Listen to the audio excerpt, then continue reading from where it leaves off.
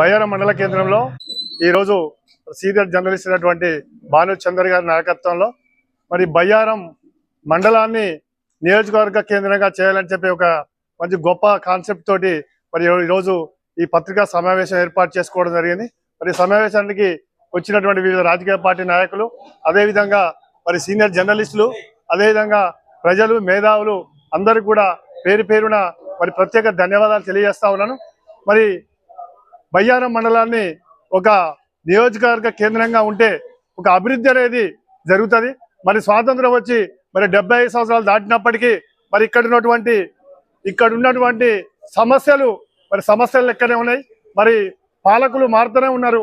మరి పాలకులు మారుతూనే పాటు మార్పుతో పాటు ఇక్కడ అభివృద్ధి మాత్రం మరి అభివృద్ధికి నోచుకోని విషయంలో ప్రజలు ఇవాళ ఇబ్బంది పడుతూ ఉన్నారు. కాబట్టి మరి నియోజకవర్గం అయితే మరి ఇక్కడ ఉన్నటువంటి ఏజెన్సీ ప్రాంతమైనటువంటి బయ్యారం మండలాన్ని, మరి బయ్యారం మండలం అంటేనే మరి దేశంలో మరి మనోళ్ళు చెప్పినట్టు ఒక హిస్టారికల్ ప్రాంతం, మరి ప్రాధాన్యత సంతరించుకోవడం బయ్యారం మండల హెడ్ క్వార్టర్. కాబట్టి మరి బయ్యారం మండల హెడ్ క్వార్టర్ని నియోజకవర్గ కేంద్రంగా ఉంటే ఖచ్చితంగా మరి అభివృద్ధి అనేది ఖచ్చితంగా జరుగుతుంది. మరి ఇందులో ఉన్నటువంటి ఒక 11 కాన్సెప్ట్లు ఇది ఉన్నటువంటి ఏజెన్సీ ప్రాంతంలో మరి ప్రతి ఒక్కరికి కూడా ఇక్కడ ఈ ప్రాంత అభివృద్ధిని, మరి ప్రజల అభివృద్ధిని దృష్టిలో పెట్టుకొని ఉన్నటువంటి ఈ యొక్క అంశాలన్నిటి కూడా మరి మనోళ్ళందరూ చెప్పడం జరిగింది.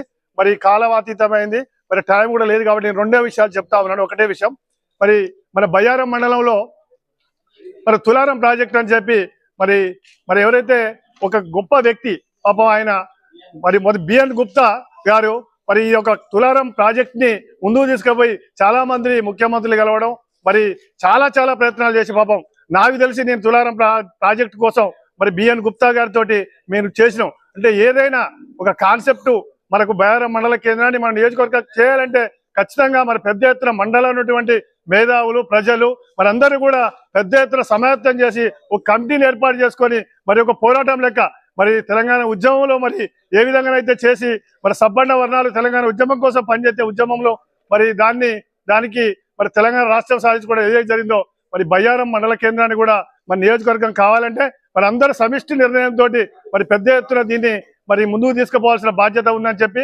అదేవిధంగా మరి బయ్యారం మండల కేంద్రానికి మరి బయ్యారం పెద్ద చెరువు విషయం మేజర్ పంచాయతీ, మరి కనీసం ఒక్క పంట పండే పరిస్థితి, ఒక్క పంట కూడా చివరాయకట్టు పండే పరిస్థితి లేదు.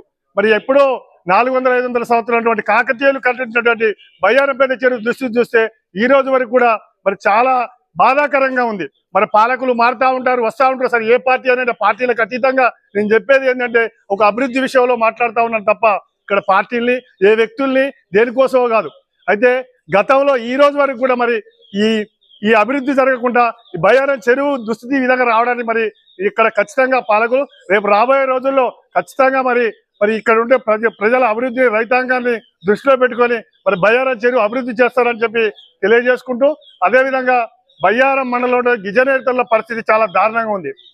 మరి గిరిజనేతరులకు మరి చిన్న సన్నకారు రైతులు, ఎకరం 2 ఎకరాల రైతులకు మరి ఈ రోజు కూడా పట్టాలు లేని పరిస్థితి, వాళ్ళకు రైతు బంధు లేదు, మరి బ్యాంకుల్లో కనీసం ఒక రుణం ఇచ్చే పరిస్థితి లేదు.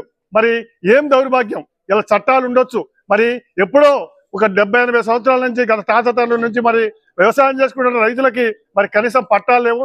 దానికి కూడా మరి ఖచ్చితంగా ఇవన్నీ సమస్యలు మనకు కావాలంటే బయ్యారం మండలాన్ని నియోజకవర్గ కేంద్రం చేయాలని చెప్పి దీనికి మన అందరం కూడా మరి పెద్ద ఎత్తున మరి ఒక ఉద్యమం లెక్క తీసుకొని పోయి మరి ఖచ్చితంగా అది సాధించాలని చెప్పి కోరుకుంటూ నాకు ఈ అవకాశం ఇచ్చిన అందరూ కూడా పేరు ధన్యవాదాలు తెచ్చి కోరుకుంటాను.